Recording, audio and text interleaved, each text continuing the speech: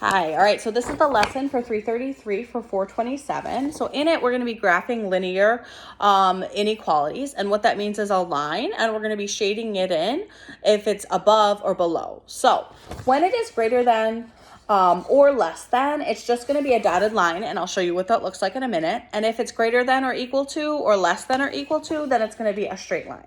So in this first one, what I did is I went ahead and I graphed it just like normal. So see how the y-intercept is at 4? I graphed the y-intercept at 4. Then the slope is -3. So I went down 3 to the right 1. I had enough space. I went down 3 to the right 1 again and again. Then what I did is I chose a point to plug in. A normal point that you will generally choose, what I basically choose all the time, is 0, 0, because it's really easy. It's right here. If 0, 0 works, then we're going to shade in this part that's down here that includes 0, 0. If 0, 0 doesn't work, then we're going to shade in this part that's up here. Now, back to this part about dotted and straight. Because it's greater than or equal to, I made it just a straight line. I'll show you what a dotted line looks like in a little bit.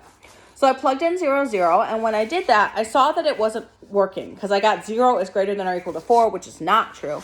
So I put no, it didn't work.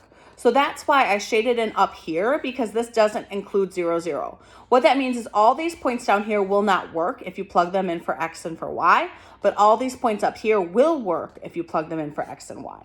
So let's try another one. So looking at this one right here, I see my y-intercept is -5. So I'm going to go ahead and graph that on the y-axis. Then my slope is 3 over 5, so I'm going to go up 3 and to the right 5. All right, I don't have enough space to keep going, so I'll just leave it how it is. See how it's less than or equal to? So that means it's just going to be a straight line. So I go ahead and draw in a straight line, just like that. All right, an easy point, I'm going to choose 0, 0. So I'm going to plug in 0, 0, 0 for x and 0 for y and see if it works. So I'm going to get 0 is less than or equal to 3/5 times 0 minus 5. Well, 3/5 times 0 is 0. So 0 is less than or equal to 0 minus 5. And 0 minus 5 is -5. So 0 is less than or equal to -5. Well, 0 isn't less than or equal to -5. 0 is greater than or equal to -5. So no, this did not work. So what I'm going to do is I'm going to shade the part that does not include 0, 0, which would be this part right down here. All right, let's do another one. So looking at the next one, I see that I've got y is greater than -x minus 5. So that means that my y-intercept is at -5.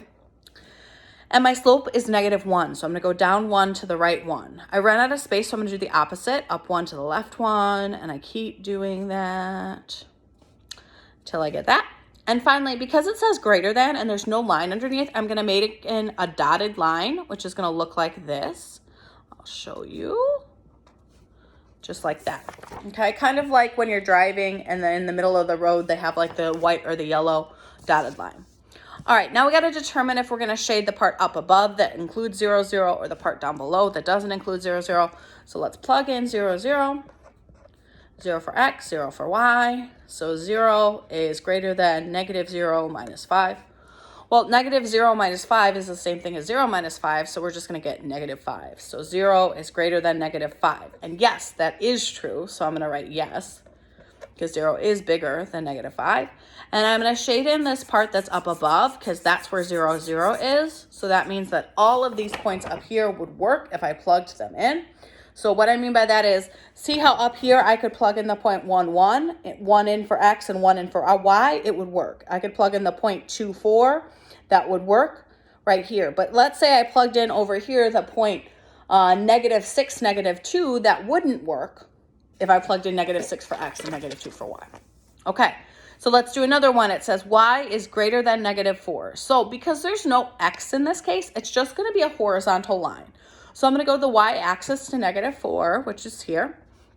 And because it's a greater than and not a greater than or equal to, I'm going to draw a dotted line. Just like that. All right, now I got to decide if I'm going to shade up above or if I'm going to shade down here. All right, let's plug in 0, 0. So 0 for x and 0 for y. So I'm going to get 0 is greater than -4. Is that true? Yes. 0 is bigger than -4. So I'm going to say, did it work? Yes. And I'm going to shade this part up above because that is the part that includes 0, 0. All right. So what I would like you guys to do is I would like you to go ahead and complete the rest of these, except I'm going to help you with one more. So notice number 9 and number 10, they're not in slope-intercept form right now, so you are going to have to change them to slope-intercept form and then just graph them like we're doing that. So I'm just going to start that first one for you, number 9. What I'm going to do is I need to move 3x from the left side to the right side because I need y to be alone on the left side. So I'm going to do minus 3x and minus 3x. And I'm going to end up with negative 2y is less than negative 3x plus 10. Then I have to get rid of that negative 2. Whenever I divide by a negative number, I'm going to have to flip the sign. So I'm going to divide all of these numbers by negative 2. And I'm going to end up with y, instead of less than, it's going to be greater than. Negative 3 over negative 2, that's going to simplify just to 3 over 2 because they're both negative. X, and then 10 divided by negative 2 is negative 5, so minus 5. Now I would go ahead and just take this and graph it like normal. Go to the y-intercept at negative 5, go up 3 to the right 2, go ahead and graph it. All right, talk to you guys later. Bye.